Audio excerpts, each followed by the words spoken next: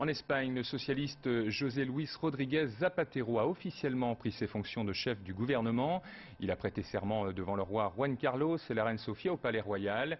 Élu hier à la majorité absolue par le Congrès des députés, le tombeur de José María Aznar devait annoncer la composition de son gouvernement en fin d'après-midi. Carole Coelho. Regard très volontaire de José Luis Zapatero. Il va prêter serment. Il a choisi de le faire sur la Constitution espagnole plutôt que sur la Bible.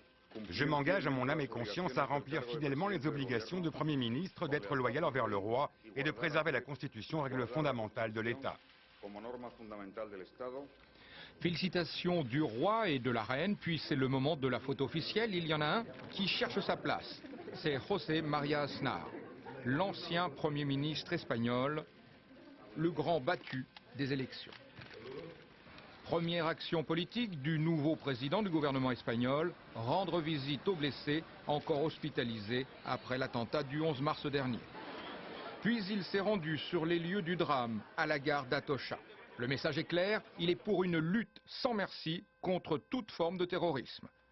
Le programme socialiste est en rupture avec celui du précédent gouvernement. D'abord, sur le plan international, Zapatero veut que les troupes espagnoles quittent l'Irak.